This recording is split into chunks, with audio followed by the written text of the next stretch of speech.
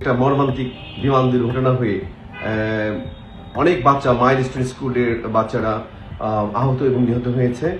তো আমাদের এখানে এই মুহূর্তে জাতীয় বার্ন প্লাস্টিক সার্জারিতে 51 জন বাচ্চা ভর্তি আছে, একজন আমরা ব্রড ডেড পেয়েছি।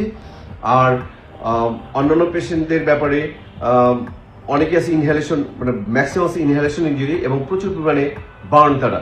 তো আমরা যেটা দেখলাম যে হাজার হাজার ইয়াং ছেলে মেয়েরা যারা রক্ত দেওয়ার জন্য আসলে উদ্গ্রীব, তারা আমাদের বাচ্চাদের রক্ত দেওয়ার জন্য আসছে। আমি তাদের অনুরোধ করব, আমাদের প্রথম 24 আওয়ার্স অর্থাৎ প্রথম একদিনের মধ্যে আমরা কোনো রক্ত কোনো পোড়া রোগীকে দিই না। এই জন্য আপনারা দয়া করে কালকে সকাল 8টার পর আসবেন। আমরা নেগেটিভ ব্লাড স্যাম্পলিং করে রাখছি বা তাদের নাম্বারটা নিয়ে রাখছি। আমাদের বড় জোর 30 বা 40 ব্যাগ রক্ত লাগবে, আমরা সেটা কালকে লাগলে 30-40 ব্যাগ লাগতে পারে, সেটা আমরা কালকে সকাল 8টার পর তাদের ফ্রেশ ব্লাড দিব। আমরা কোনো ব্লাড এই মুহূর্তে নিয়ে ফ্রিজে রাখতে চাই না। এই একটা অনুরোধ। আপনারা প্রচুর মানুষ রক্ত অলরেডি আমি শুনলাম রেড কিচেন থেকে পুরো রাস্তা ব্লক করে রক্ত নেওয়া হচ্ছে। এটা নেওয়ার প্রয়োজন নেই। আমরা অ্যাজ এ স্পেশালিস্ট বা সুপার স্পেশালিস্ট যেটাই বলেন না কেন, আমি এই অনুরোধটা আপনাদের কাছে রাখতে চাই, কারণ আমরা এই রক্তটা নিয়ে ফ্রিজিং করবো না, আমি ফ্রেশ ব্লাড দিতে চাই। এই একটা বিষয় হলো। আর একটা বিষয় হলো যে আপনার অত্যন্ত আন্তরিকতার কারণেই আমাদের অনেক অ্যাডভাইজার স্যার ম্যাডামরা চলে আসছিলেন। মোটামুটি অ্যাডভাইজার বোর্ডের ম্যাক্সিমাম স্যার ম্যাডামরা কিন্তু তাৎক্ষণিকভাবে এসে পেশেন্ট দেখে গেছেন এবং ওই সময় অতটা ভিড় ছিল না। তারা দেখে একটা আইডিয়া নিয়ে গেছেন এবং সাংবাদিকদের তখন ব্রিফ করেছেন। কিন্তু এখন বাজে হলো কত, বিকেল 5:30। হ্যাঁ, এখন বাজে হলো বিকেল পুরো 5:37।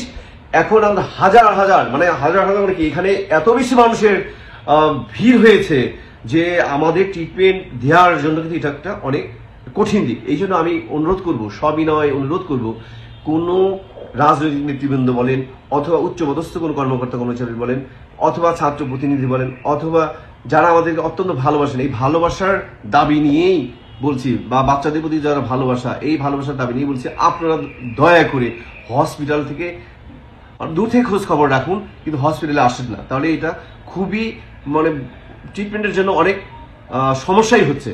যদি একটা কথা বলি, সমস্যা হচ্ছে হটলাইন দেওয়া আছে, ওই নাম্বারে যোগাযোগ করেন, আমরা কালেক্ট করে দিব। রক্ত লাগলে কালকে লাগবে, আপনার ডাবের পানি সরবরাহ করতে পারেন, ডাব দিতে পারেন, আর ঔষধপাতি সবকিছু আমাদের এখানে আছে অ্যাভেলেবেল, কোনো সমস্যা নেই।